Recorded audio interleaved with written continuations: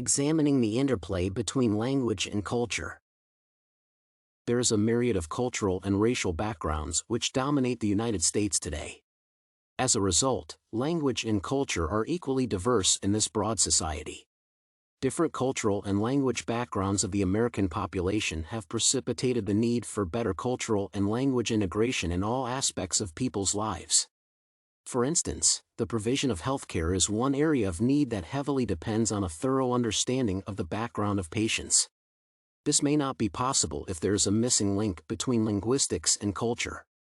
A shrewd understanding of the effect of these two different but interrelated concepts is necessary if professionals in the healthcare sector have to provide the best services to patients and also of accredited quality, which does not only meet the standards of the healthcare organization but also the entire population.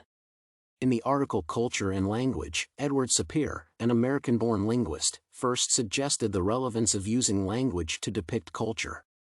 Further, it was later proposed that language use determines how individuals develop their own perception of the world. There are several instances when language and culture are distinct from each other both in terms of use and meaning. For example, concepts in languages can be expressed by one or quite several words that have been integrated to make some meaning. A case study of the Arabic language reveals that to depict an animal like a horse, certain particular words are made use of. On a similar note, the English language can also be used to make desired differences or give a vivid mental picture of a circumstance or situation. The way culture differs has equally been linked with the style language is applied. For instance, the American culture has universally adopted the use of verbal communication in the acquisition of new skills and knowledge. However, some cultures apply nonverbal communication in the learning process. Additionally, independent and cooperative acquisition of skills and knowledge has also been promoted by some cultures. The different duties and responsibilities as performed by both the young and old generations have a direct determination on the use of language. Contexts that are derived from either school or household environment may equally depict varying cultures.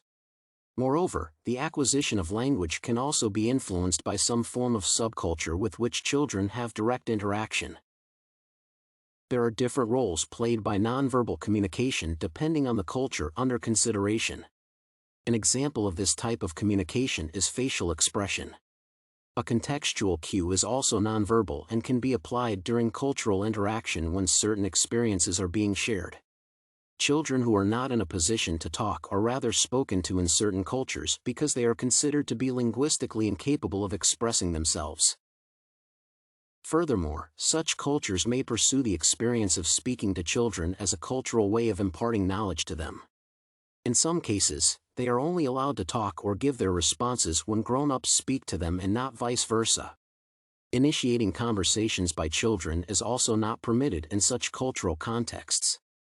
Besides, some cultures perceive children who readily and voluntarily give answers in school as proud characters. Better still, there are some cultures where children are asked questions that require some level of thinking, and which attempt to engage the brain contrary to simple questions which may merely require recitation. The use of language in the educational arena also highlights the relevance or role played by culture. For example, the modes in which renditions of stories are performed or even the patterns that verbal interaction assumes during communication, especially in a classroom environment when a teacher is passing some information. The concept of the verbal deficit perspective, which was developed in the 1970s to 80s, was later accepted as a norm in culture whereby a viewpoint on the perfection of the English language was devised. The use of standard and well-recognized English language was considered to be important as far as the language culture was concerned. This perspective had it that those who used poor English had no language at all and were considered to be deficient in terms of verbal use.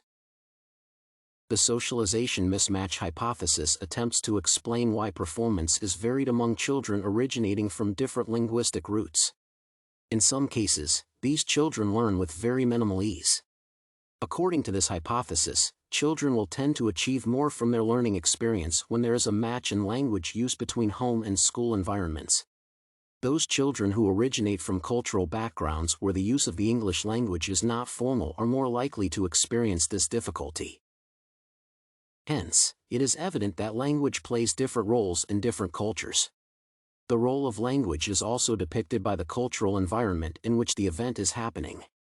It is indeed factual that the use of both verbal and nonverbal communication is effective in the transmission and acquisition of knowledge, and both modes of communication may only be relevant if the culture under operation permits it to be so.